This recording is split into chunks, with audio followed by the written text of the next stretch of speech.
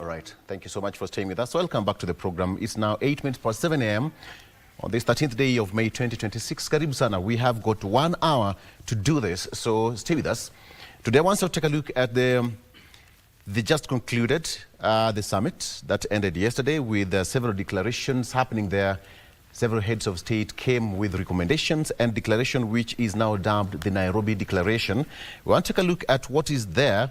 And of course, one of them is to get the financial architecture, the regional financial system working and empowering youth and banks in Africa, with President William Ruto actually saying that they are not coming here to beg for donations. They want to be equal partners when it comes to investment and shared prosperity. That is what I want us to take a look and basically what it means moving forward. I'll be joined by Dr. Abiola Salami, who is a performance strategist. He'll be here shortly. Wilson Sosion is educator and former nominated member of parliament and, of course, veteran unionist. Mheshimiwa, thank you for joining us. As well as Kevin Osido, who is executive director of the County Governor's Watch. And finally, Dr. Ali Malim Mohamud, who is the deputy governor of the good people of Mandera County. Gentlemen, karibuni sana. Asante Good sana. to see you. Let me start with you, Kevin. It was a very busy 2 days in the city. Oh yeah, precisely as was expected. Quite busy to be able to look at what Kenya has to offer, and indeed by extension what Africa has to offer. And this happening for the first time in an English-speaking country. And focusing on France and what basically it means insofar as diplomacy and economic emancipation of not just Kenya, but really Africa. Yes. And also looking at the number of dignitaries, the heads of states and governments that we were able to host. I believe that that really sets Kenya as one of those very major global rabble-rousers insofar as diplomacy and economy is concerned.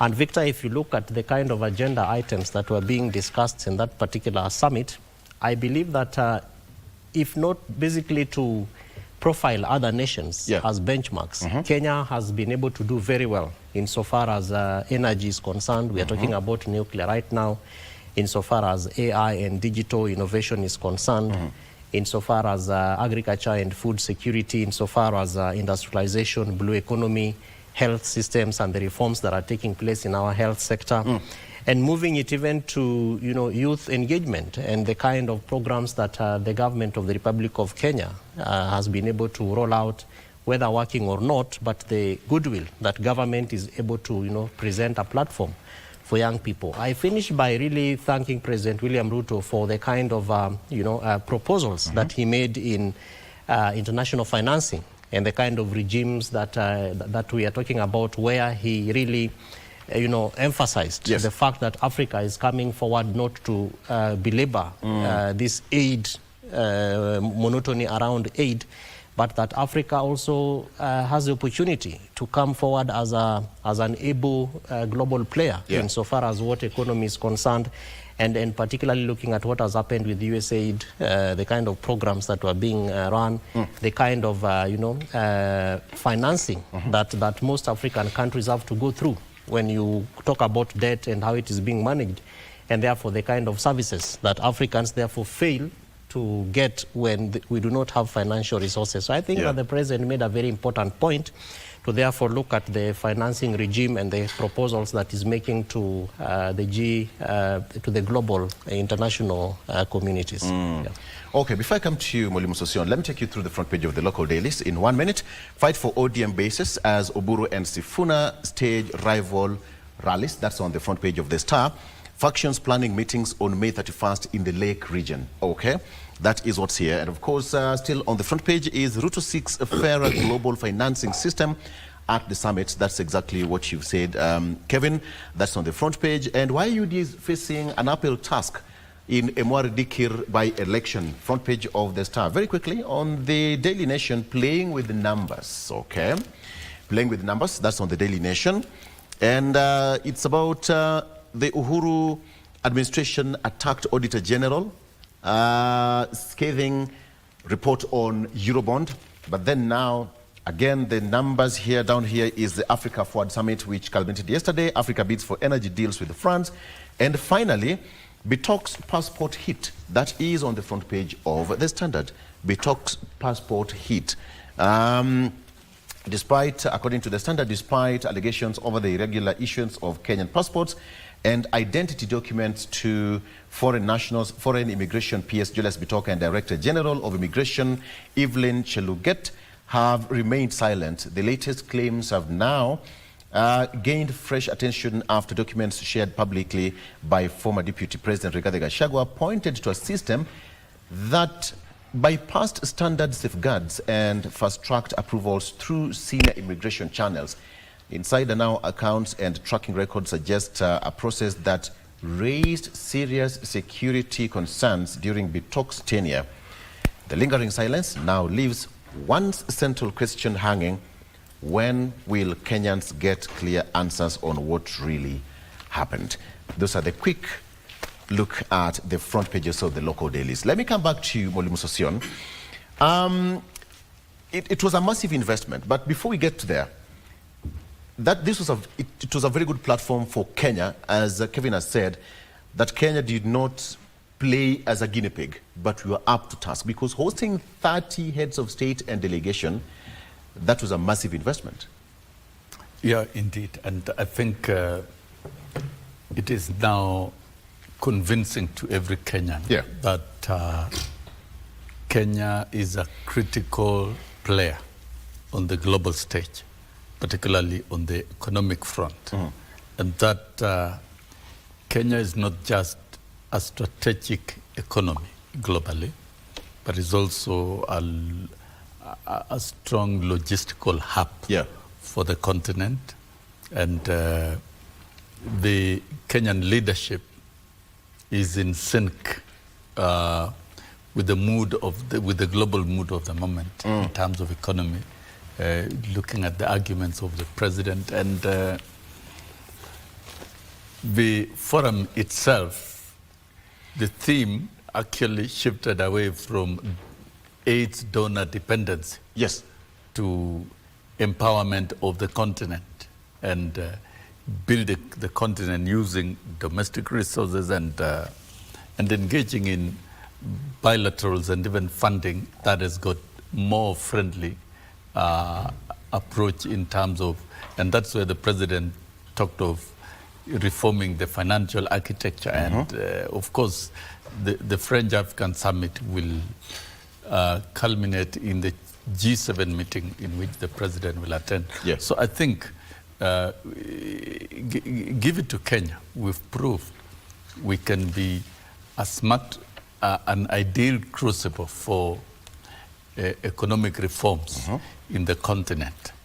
And when you look at the leadership, even the 11 bilaterals that were signed between Kenya and France focuses a lot on investment in infrastructure area, because you as a partner come, we invest together. We can no longer consign Africa to a corner of poverty and begging. Poverty and begging is no longer for Africa. The human resource, the natural resources, and the leadership within the continent and the participation in the global economy must be respected. And if we can speak about Kenya, expansion of the port of Mombasa, I think that is contained in one of the bilateral agreements. Expansion of the rail network within the city. You know, this is one of the best cities we have in the world. But a lot needs to be done in terms of having a modern transport system. And you looked at the numbers that was stated that we need to move 30,000 passengers per hour within the city. And so you look at all those master plans, it does make a lot of sense. And those of us who have traveled through the cities across the world, then we think making Nairobi an efficient transport system through a rail network is a good thing. And that is linked with it's contained within a bilateral agreement with the French. And supplementing our energy generation capacity through nuclear. And remember, the French have been very instrumental in terms of technical support and investment in nuclear programs and nuclear energy programs across the world. So I think Kenya, we got it right through the signed bilaterals, and which we hope to see being translated into viable economic programs, projects within the country. So to me, Kenya, we won very greatly. We've aligned our programs properly with France, and we have set a pace on how to engage in other bilaterals with other countries. And by and large, we've showcased the country, what the country has in terms of the modern intra-African trade that requires mobilization of domestic resources and partnership. Look, for example, even the oil refinery that has been talked about, it looked like a joke when it was in Tanga. But now you can see it's almost coming to Mombasa, and the African investors are focusing very seriously on coming up. If we have our own oil refinery within East Africa, then we will never be affected by economic shocks and economic and global activities like wars that we've witnessed. So I think it is now time for Africa to be a competitive economic player globally, harnessing its own resources, both natural and human resources. So it's an opportunity for us. And therefore, Kenya indeed is on a journey to Singapore. So Singapore is not a fairy tale. It's a reality. It can be achieved. And Singapore, Victor, means we get rid of poverty. And we take Kenyans to live decent life. And we reduce poverty index in the country, develop the country, just hold that thought, and have a more decent economy. I'll come back home when it comes to this. But, Doctor, when you look at the whole of that summit, this perhaps is a springboard for Africa to have a common voice, globally speaking, because the G7 summit is coming here, and we have got several summits coming even later in the year. But now Africa is now looking at a position where they are going to have one common voice, that this is our Nairobi Declaration, and other partners, as President William Ruto said, that we must come as equal partners, a springboard to a global voice. Correct. Victor, thank you very much. I think by and large, I would say it was a very successful summit, but also as a nation and as Africans, we must be able to look at our history, because sometimes the way we move forward is also pegged on the kind of history and relationships we had in the past. Yes. I personally, before the summit started, I was deeply skeptical about African Forward Summit that is co-hosted by a European president, especially France, UK, Belgium, countries like that. And the reason why I do that is that part of Africans' misery and impoverishment that we are experiencing today was choreographed by European, especially the Western European nations, the colonial governments, who up until even after giving independence to African nations are still marginalizing and bleeding parts of Africa. If you go to West Africa today, the kind of French policies that are being enacted, that are being applied, is insane. It's even worse than during the colonial periods. So you cannot come to claim that you will establish partnership on one side of our continent and create growth and economic, vitality, while you are subjugating very serious, unfriendly and bad policies. Look at Burkina Faso. Look at Togo. Look at Guinea. Look at Niger. Where are they? When we're talking about here in Kenya that we are, hosting partnerships, and all these hula balloons, which is okay. A lot of grandiose ideas. That's fine. But Africa is Africa. You can't say Africa forward. By the way, Burkina Faso is part of Africa. Okay? Yes. And so is Niger and all these West African countries now that, that France is really doing some really horrible things as we speak today. So I think we have to be very honest with ourselves. I always treat any relationship with Western former colonial nations with skepticism and suspicion myself. But what I'm really proud of is that the president shares the same resentments and the same suspicion that I do. Because if you carefully listen to his speech, he continuously repeated free relationship, equal partnership, autonomy of decision making, equality in the financial architecture.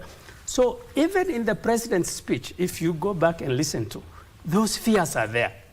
And among all the colonial government, all of them, although they have subjected very bad policies across Africa, French was one of the worst. As we speak today, West Africa is being forced to use the franc, their cash. 50% of those deposits go to French reserve banks, okay? They have brutal military bases out there and a lot of economic inequalities there. They export, as the president also mentioned in his speech, a lot of our raw materials are exported there and they come back, they are sold to us at much higher prices than they are sold to the French people. That brings to what Kevin said, that we need to have our domestic products. Yeah. So what I'm really so proud of the president because of the fact that he is acutely aware of these past relationships and past history. And the fear is very clear. But I would suggest and I believe that there is no day, let me finish, there is no day that any former Western colony will come here with the kind of programs that they are trying to project they are doing. They always do the opposite. For me, I believe that for every dollar investment, FDI, foreign direct investment that they put into Kenya or in any African country, they take back twice or thrice that much out without us noticing. But always what we are being told is partnerships and equality, the details. Look, France said they are going to finance 12.5 billion railway program. Yeah. They also taught us that there is no free lunch. So what's in it for them? We must question those things, okay? By the time we have that 12 billion done, they would have taken back about 60 billion or 70 billion back to France. So Africa is no longer stupid. Africa is no longer illiterate. We know what we are doing, and I am really glad the president really lectured them, because the president used this opportunity, this platform, to lecture Europe and the West that Africa, and Kenya in particular, is not Kenya of the yesteryears. It is a new Kenya. We understand what you're doing. The financial sector, the president continued to say that we shall no longer depend on financial and international monetary institutions. He said Africa must finance Africa. And that's the way to go.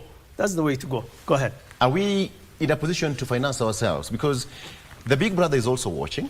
And someone would say that France is closer to Africa when it comes to Europe. Geographically. Exactly. Yes. So the relationship is slightly warm, or warmer to say. No, the relationship is not warm. The relationship is toxic with France in particular, in my opinion. And I think I don't mind relationship with Russia myself. I don't mind relationship with China or Middle East or any other nations.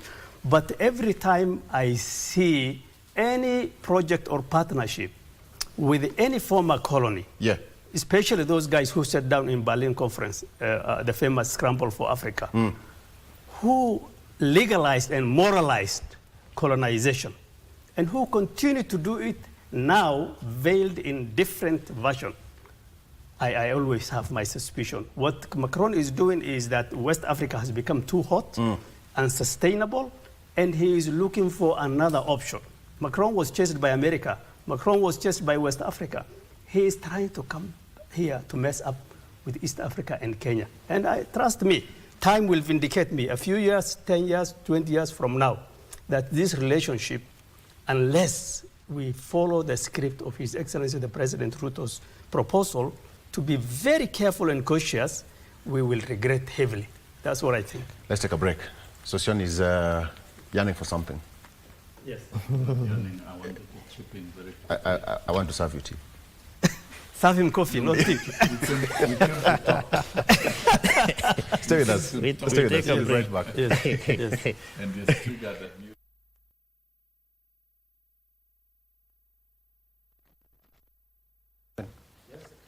And him? All right. Welcome. All right. It's time for us to continue the discussion. All right. Welcome back. So I'm also joined by Dr. Abiola Salami, who is a performance strategist. Dr. Ekaro. Thank you. Mm-hmm. All right. Thank you very much. Cabo. Thank you. All right. That's good morning. Yes, in that's Yoruba. good morning in my language. Yes. You got it right. Yes. Okay. So we'll just continue the discussion. Now, Kevin, you've heard what Dr. Malim has said, and let me come back to this. Someone would say that perhaps France was playing a reset button because of the accusation of the growing rift between between France and West Africa. So finding some kind of dalliance with East Africa is a soft landing. But you've heard what Dr. said, that with time, he'll be vindicated. That's correct. But what Dr. is saying is indeed not, it's not new. Because if you look at what is now called neo-colonialism and globalization, we can no longer pretend that the world is a vacuum. Yeah. States, countries, nations transact, they move, they interact, and you can no longer block, regions from interacting with each other. And to the extent that that France has serious challenges in Western and part of Central Africa, does not mean that therefore the Eastern and even Southern is blocked. And that President Emmanuel Macron coming to Nairobi, and remember this is a reset visit from President William Ruto's visit, and he's coming back and he's saying, we see a new frontier of engagement with Africa. And that is why he is very keen. Remember, even in his speech, he noted that there were heads of states from some of these countries that we are referring to that were not present. But he went further and indicated that we have some of the nationalities here who come from those countries. It means, therefore, Victor, that even citizens and institutions within nation states are beginning to realize that we can no longer isolate ourselves from what is happening around us. If you listen to President William Ruto's speech, he referred to what we call sovereignty about 8 times. And he kept emphasizing that the people of Africa must now begin to see value in Africa and Africans. And in seeing that value, in my view, I see the president pushing a button back to African leaders. And he's saying that we can no longer continue to fight outsiders, in the spirit of neo-colonialism and globalization, because we have to put these things side by side. And so he's saying that, come on, use East Africa and Kenya as a gateway to Africa.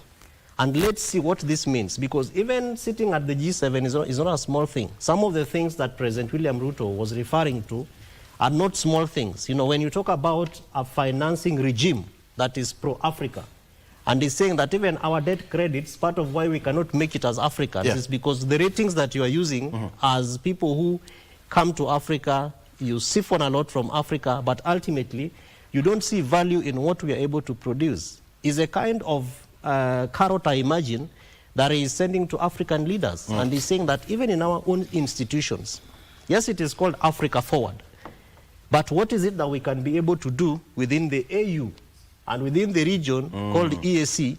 What is it that as African leaders we can be able to borrow from what others are doing that might not be dicey to other countries? Because, Victor, fact of the matter is that some of these countries have done Africans worse. If you look at some of the documentaries, you read some of the stories, you read some of the books, you even speak to some of these nationalities, you basically empathize with what kind of value Africa has and is being siphoned and taken out there. But our African leaders might not be seeing that value. So it therefore takes certain visitors, in my view, to come forward and present an angle of saying, as visitors, this is what value we are seeing in Africa. Yeah. How can we be able to work together and therefore take advantage of it? But Victor, even as I say this, I know that there are challenges in a few things. One is accountability mechanisms. When we have these big investment conferences taking place in our nations, how do we ensure accountability? When ink and paper is finally folded and we send it somewhere, how do we ensure that what is actually said and signed is what is actually done? I'll come back to that as Number well. two is the Yes. timelines. Remember that even our transition, African nations, the leadership is a transition. In Kenya here, we say it is 5 years, and if you're lucky, you go 2 terms. What happens to sustaining the agreements? And the same would apply to even France. Macron is not there forever, you know. What would therefore happen to transitionary aspects of, you know, the memorandum of understanding, or even the agreements that are actually signed and the pacts that are folded and put in shelves? These are aspects that I believe that the conferences must move from these, you know, high-level conversations to focusing on the citizens. When you speak about energy and you go to Siaya County and you talk about my village community members who are scared about nuclear, what kind of conversation goes on? What amount of investment do we put in creation of awareness? When you talk about the youth bulge, and the president was very categorical about what Kenya is doing, what are African countries doing, and what are our African leaders doing with Africa Agenda 2063 that really puts young people, women, and the special interest groups at the forefront, you know, of economic transformation? A lot of these conversations take place at that high-level pedestal, but the people who are actually the beneficiaries, in most cases, even in Nairobi here, how many mamambogas were in that, you know, summit? How many how many common citizens even had side events to also present their submissions around the main agenda concerns? So yes, of course, we are making progress, Victor, but this progress must be brought forward to where the rubber, in my view, actually meets the road. Thank you. Abiola, you've heard what is said, some heavy points there. The declaration is made, yes, but the follow-up. But before you get to that, what is your whole postmortem of the whole event that took 2 days? Great question, and it's great to be here. First time on a TV show in Kenya, so it's great to be here. You're welcome. You're welcome. Thank you for the warm welcome. Whenever we have interventions, whether it's a summit or a government is saying they're running a program anywhere on the continent of Africa, as a performance strategist that I am, there are certain questions I ask. And to support those questions is to say that this thing we're talking about, how does it impact the individual citizens of the country? How does it impact? Because what I've observed over time on our continent is we have a lot of summits. We just held one, another one is coming up. Before we wake up again, another one is coming up. We have a lot of so-called government interventions. But what we lack most times is disciplined, sustained operational execution. Disciplined, sustained operational execution. So the words have been said, the paper has been written, the conversations has held. So what next? That's the big question. Yes. What next? Disciplined in that we stick to it. Sustained in that we don't just do it once, we are consistent with it. Operational execution. And this particular summit, what will really make it make sense? What will make the investment that has been made to make sense? What will make the discomfort that some people experience because the summit held, because some roads were shut? Yeah. Right. What will make it make sense is in 6 months' time, if we can measure some 5 things that is different because of this summit. Number one is if there is a policy change about something because this summit held. A policy a policy change that fosters trade, a policy change that fosters maybe recruitment, a policy change, that is one. 2 is if there is investments coming in. And of course, the particular rating that will be used as well to adjudge the investment is critical. Number 3 is if there is leadership behavior change, right? largely on our continent, we continue to complain about the corruption of our leaders.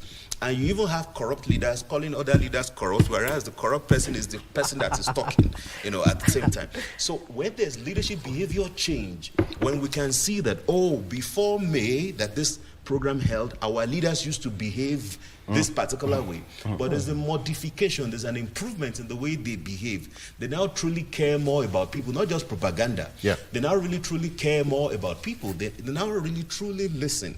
They now really truly empathize. Third thing.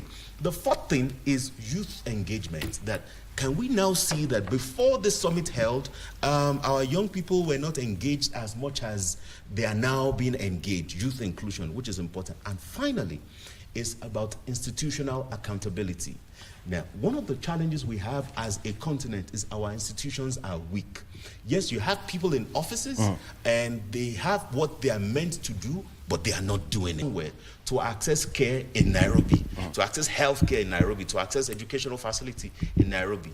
If we have these 5 things, based on my view, based on my work, serving many countries as a performance strategist, if these 5 things can improve, not drastically, but just a little bit of a step forward. At least there's a sign of something being done. Not just talk, but what people can visibly see and feel that is consistently happened from 6 months from now, then we can say we're making progress based on what is said. Words are cheap. Great. Anybody can say anything.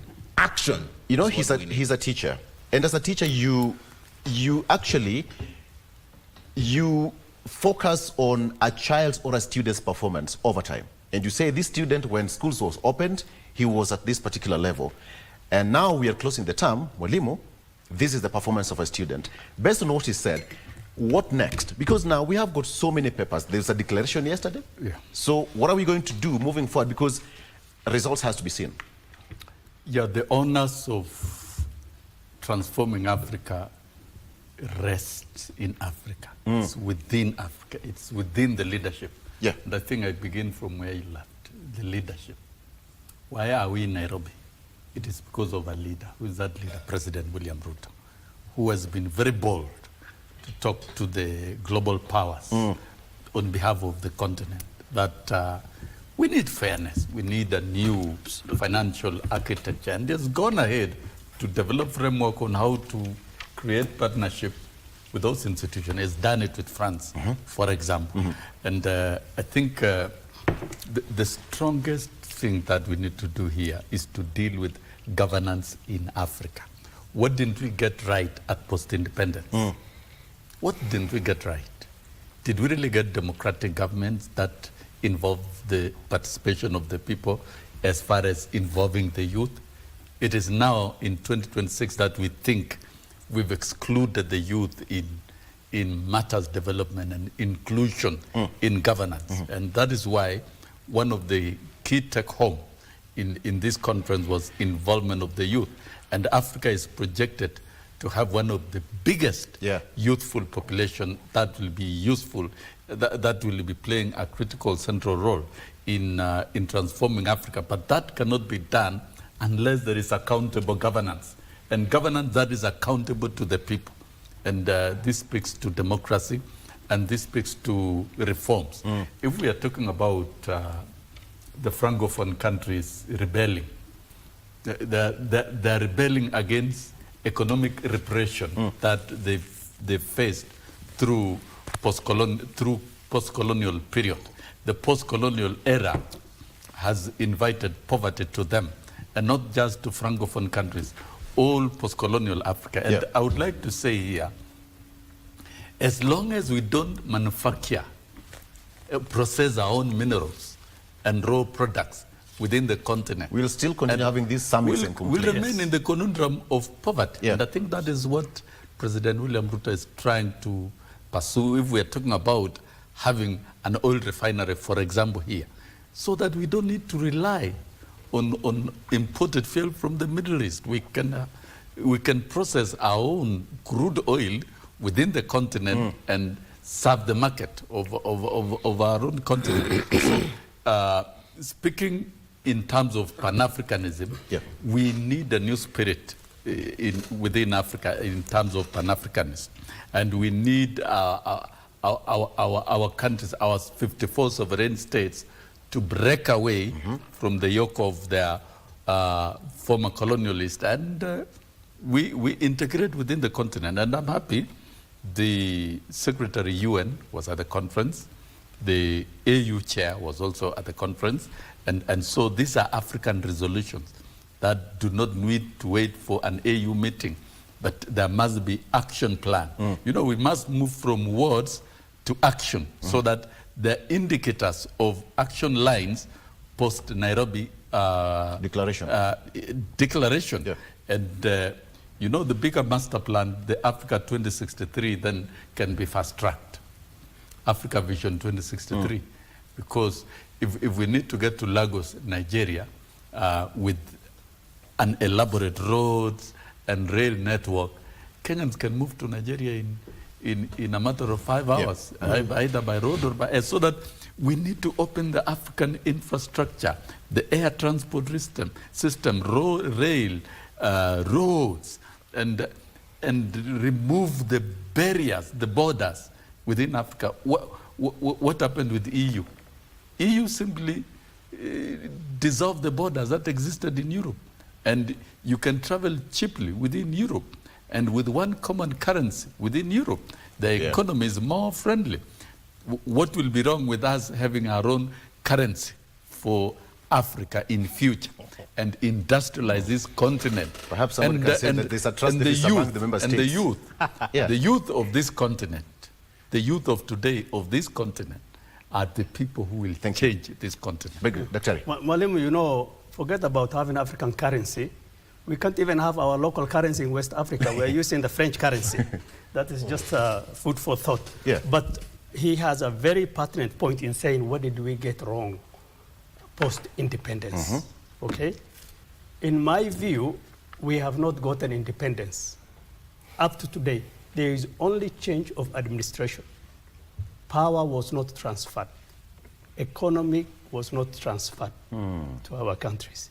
And that is where we need to begin. We are looking at the wrong direction. We're talking about our leadership. We're talking about other things. But Africa is not yet independent. There is only change of administration. Explain to my kinsmen. And there is only change of leadership. Yes, government, we have presidents, we have everything, but anything else that government needs. Still belongs to our colonizers. Yes, look at the banks, look at the big infrastructures, look at the capital institutions that either fund us or even look at the big on mobile and all these other things. So in my view, there is no total independence for Africa still, and we are unable to understand that. And that's the exact question it's asking, what did we get wrong? Once we begin to understand that independence is not complete, and there is only government that is administratively managing things for the Western nations and Western former colonials, then we can move forward. But let me shock you with some numbers. Victor, you know, the population of Kenya is 60 million, okay? And the population of France is 60 million. The landmass of Kenya is 580,000 square kilometers. The landmass of France is 580,000 square kilometers. In population and in land size, we are equal to France and Kenya. We're talking about a country the size of Kenya trying to push Africa forward, okay? That is where we get wrong. How do we talk about Africa forward and France is our patron sitting here to push Africa forward? I find that ludicrous and quite insulting myself, because Africa's population is 1.6 billion. We are anchoring ourselves on a 60 million former predatory government and still clubbing for them. I think that is where we need to begin. We have to be very bold, we have to be critical, and we have to stand against these continued injustices veiled in partnerships and businesses. For example, you're talking about restructuring financial architecture. Who is funding these financial things that we're talking about? For example, we have the French Development Agency, AFD group, that is part of this whole thing. Recently, I don't know if you have seen some of the reports, they say that 50% of AFD group, 50% of the financials were from Africa. Okay? How? Why not other places? Okay? So really what we need to interrogate is that the large French companies like Total Energies and the many others, for example, they can borrow from their country at a very, very cheap rate.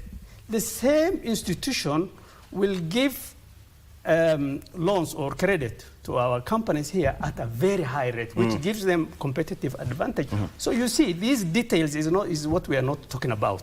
We're just talking about, oh, we are giving you $12.5 billion for a railway project. It's not free money, my friend. It is money that we eventually have to pay. So what French understands very acutely, and I know they are aware, is Africa's perception of Africa, of French, is we look at France as a predatory state, historically and currently, in my opinion. Because for as long as part of Africa is still repressed by the French government, then you cannot talk about Africa forward, period. I think that's where. So in our relationship with France in Kenya, we must make sure that there is no military agreement and military relationship. There must be no aid to Kenya. There must be no charity to Kenya. And even in the investments that they are putting here, we must interrogate what kind of investments they are. And that is true for the entire of Africa. Yes. Victor, you know, some of the comments from Bwana DG are a little bit surprising to me because, again, going country in the globe right now that can pride to stand alone. We all depend on each other for either one thing or the other. And if you look at, in my view, really what this conference presents in terms of what next and moving Africa forward is what are some of the lessons that we can be able to learn from some of these countries. And fact of the matter is that France is one of the biggest economies in the globe. He's mentioned some of the industries and companies. And so when we come back to Africa, our leaders must get back and begin to ask again, what does Africa have to offer? Fact of the matter is that we have raw materials. There is something that is exciting. My brother, let me just interrupt you. Yes, please. I think our conversation on Africa Forward should have begun this way. What are you doing about West Africa as a French government before we actually partner with you on this side of Africa? Yeah, so let me make my point. No, I'll just finish. Yeah. It's like having a big dam, you poison it on that side, and you want to drink it from this side. It's not going to work, period. Yeah, Thank you. So let me make my point. And again, I go back to say that there is no country, no continent in the world that can make it alone. If we are talking about 1.6 billion, a population of Africans, this is a human resource that cannot be taken for granted. Whether West Africa and other parts of Africa are being interfered with, we get back to the local space. And that is why I said accountability. Yes. Moving from rhetoric to implementation. Exactly. We must be able to ask those difficult questions. I don't expect that Africans are going to ask President Emmanuel Macron in public that what are you doing? Why are you doing this with the West? You remember there are people why not? There are people who are making noise at the end of the corner, and he was like, he woke up and he picked the microphone and he said, if you want to shout here. And that was wrong. That was wrong for him to stand up. Let me finish up, sir. Yes. And he said, that was wrong, Macron. Let's respect each other, allow them to speak, let everybody speak and you listen to them. If you want to make noise, you will go back home and make noise. And remember, Bonadiji, the whole actually... He was extremely disrespectful and asking for respect. The whole went He's quiet. a guest. So, Victor, in my view, what this means is that it's a platform to present conversations. Conversations that are going to begin to change Africa. Conversations that are going to begin to change Africans. So that one, we look at our attitude within ourselves and with our neighbors and friends. You know that cannot happen if you don't implement this attitude. Yes, this attitude goes back to even at the AU level, because the same conversation we are having here is a conversation that I have had several, even when I go to Addis, where people say, Why are these lifts speaking in Chinese and not English or Swahili or whatever? It's the same conversation. But then the converse is, what are we doing about it as Africans when we talk about African Renaissance? The emancipation of the African spirit. If I may add to this. How can we be able, let me just finish my point. How can we be able, Europeans? How can we be able to speak from one voice as Africans? We can't be saying that Africans have gone and presented a currency that as Africans, we keep having conversations about, even within East and Central Africa here, a common currency, but we have a problem to be able to understand each other. Victor, on this, while it's still very hot and is canvassing a very serious issue, let us not lament before we organize ourselves. Absolutely. We must organize ourselves. And outsiders will not organize us. And that is it has to be us as Africans. And that's the question I asked Mwalimu. We cannot expect France to organize us. We can't expect our former colonialists to organize ourselves. Precisely. We cannot be a sleeping and lamenting continent. We must get to organize ourselves, organize our governance, organize our development plan. Let us not complain. If we visit the atrocities of in the Francophone countries, we will not progress. Precisely. And, we are where we are because we are disorganized as a continent. And this, I want to bring in a bit. It is time we reorganize and organize and organize the continent. The thing is, so that we stop exporting raw materials and allowing others outside the continent to take our raw materials. Thank you. Let us process them. Thank you, Mwalimu. And that is why we need to engage in all these programs on equal partnership and equal basis. The same way, well, it's still hot. Abiola, the only problem that, based on what you're saying, is that we are having trust deficit amongst member states. And that is why we have got these barriers all over. I mean, coming to Africa or going to Europe, there are like 1,000,001 requirements for you to fail. What are you going to do? What is your bank account? Where are you going to live? For how long? And if you see somebody coming from the other side coming here, you get a visa at the airport. Trust deficit. Yeah. So, first, we can't pretend that the ills that has befallen this continent by colonialists, we can't pretend it doesn't exist. Absolutely. And that's why you said that the power was not transferred. Yes, that's number one. Number two is we can't continue to complain about the ills of the colonialists and not move forward because nobody can progress with their rear mirror, right? Three is regarding trust deficit. Who created it in the first place? Same colonialists. Because the idea is divide them so we can rule them, right?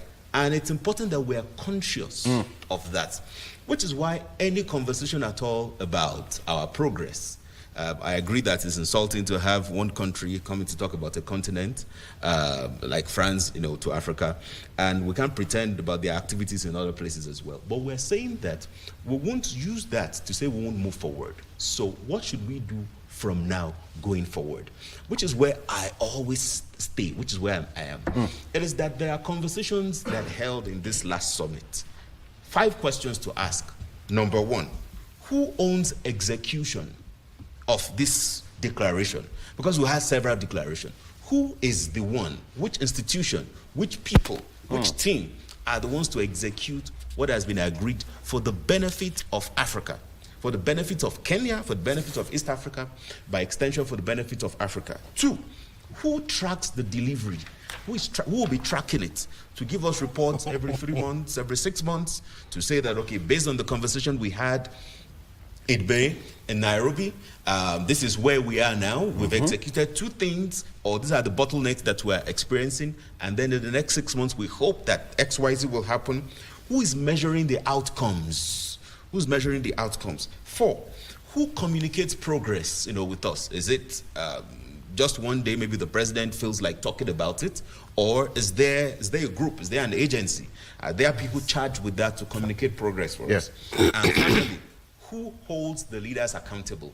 You see, with this framework, the conversation about Africa not being organized, conversation about the trust deficit, these are the things that even the colonialists and other people pray over because they see that, oh, there's trust deficit, they see that, okay, there's no form of organization. But working with this kind of framework and adapting it and the results that we'll get from it, we can now scale it across other institutions, across other regions, across the continent. Because it's not just about talk. Yeah. Talk is cheap. And whoever is coming here, they have their own goal, they have their own agenda, they have their purpose. We know that it's good that we are conscious of these agendas. And now to say that based on these resolutions, based on this conversation we have, how do we implement, how do we move forward? Because what are people really looking for? And when I say people, I'm not referring to the leaders of our continent. I'm talking about the citizens. What are they looking for? Young people are looking for job opportunities. So they're asking, this conference that you've put together, does it mean we will have more jobs? Yeah. Well, young people are looking for energy sources. Does it mean that energy will be more stable? Right? People are looking for infrastructure. So does it mean by this summit, would we have infrastructure that is not that the government will create it and in 5 years they have to look for another budget again, to repair what was supposed to have been delivered to quality? These are the conversations. People are looking for AI adoption. People are looking for progress, for their own progress. So if whatever conversation that we had at this last summit is not executed for the benefit of the citizens, we have wasted time, we have wasted money, we have wasted our generation. That's powerful. Victor, the 5 questions, who? Yeah. In Kenya, we call them task force, a committee of experts. Right. We are not lamenting. Yeah. We are just picking out the problems, and we also must provide solutions. Okay? The colonial system, the whole system in Africa, starting from the scramble for Africa in 1884 until today, we have been made to believe that it's actually easier to travel from Nairobi to London than to travel from Nairobi to Addis Ababa or Kampala. See? Perception. Because of the barriers that they have put in between us and we have created. And that was the original intention. This is what our people need to understand. I'm just from Addis Ababa last week. Yeah. And I was talking to Ethiopian Airlines, and they told me, look, we have about 9,000 people traveling from Nairobi to Addis Ababa and Addis Ababa back to Nairobi per day. 9,000? Okay? 9,000. Now, that is a good thing. Can that happen between all the African states and African cities? Can we lift these barriers that have been put between us? I want to go to invest in Uganda, and I am treated as a foreigner, okay? Maybe somebody from the UK or somebody from another country gets it easier because he's our former colony, so we have been made to understand that he has more privileges than I do. Yeah.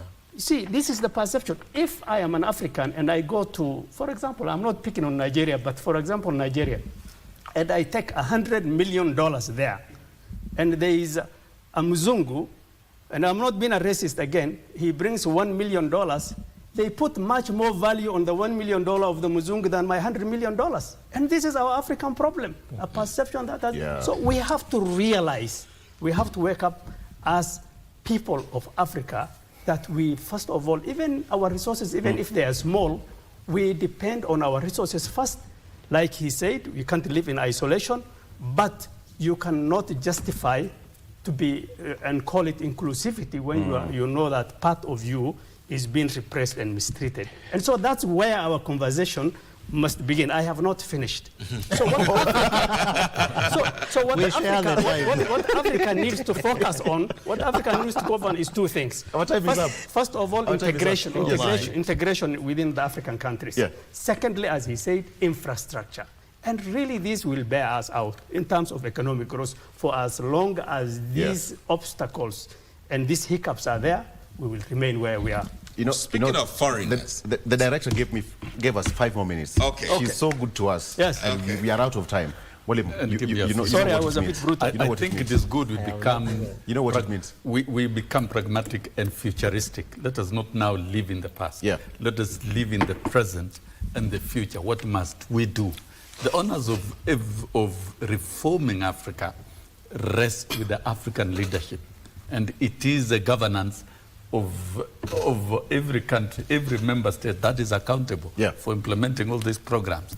We must remove suspicion amongst ourselves. Thank you. And move Africa to industrialize. Thank you. Move Africa to compete effectively with the rest of the global economic blocks. Donate your and 10 I think seconds. let's get rid of the borders. Let's open up him. the continent Donate your 10 and seconds to him. promote the Kevin. intra-Africa trade. Victor, you know that I would not do justice to devolution if I don't speak about the county aggregation industrial parks. As we talk about innovation and growth, these are some of the centers of creativity, growth, and innovation. And we want to appeal to the government, to work with the national government, to work with county governments to fast-track them.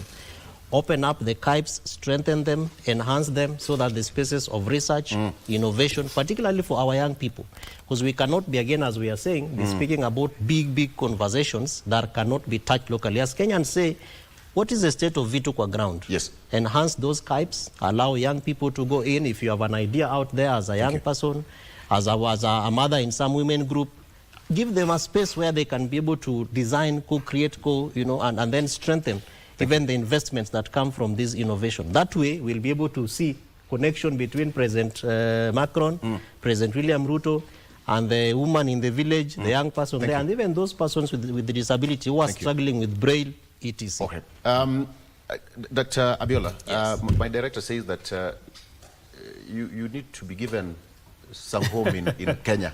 Yes. And when Given you say you need to be given a home in Kenya, we know what you're talking about. Okay. That you don't. Well, I just want to make a quick comment about foreigners. Because 5 seconds. Okay. Because as part of integrating our continent, it is important for all of us to see ourselves as one. Yeah. Yes. I entered a hotel some time ago in Mombasa, and they gave me a rate that is different from the rate I was seeing on the table. Absolutely. And I asked them, why are you giving me a different rate? And they said to me, because I'm a foreigner. Do you know what I did? I walked out of that hotel at 3 a.m. and I looked for another hotel. So we must also change our mindsets, every one of us, if we're saying one continent, because you won't come to Lagos and they will give you a different rate from what they are giving Nigerians. The rate is the rate. It doesn't matter who you are, black, white, Kenyan, Nigerian, short, tall, male, female, it doesn't matter. So it is critical that we do this even in Kenya, so that we create that one integrated African. That's my point. That's a Vitu good kwa point. ground. That's my point. Much. Vitu kwa ground means. Dr. Biola Salami, performance strategist, thank you so much for coming to the show, and welcome again when you're around Kenya. And Dr. Ali Mali Mohamud, Deputy Governor of Mandera County. Asante sana for coming. And Mwalimu Wilson Sosion, thank you so much for joining us. And Wilson, Kevin Osido, who is the Executive Director of County Governors Watch. Thank you, gentlemen. That's all. Please share some of my clips with Macron. These people win. Thank you for watching. Thank you.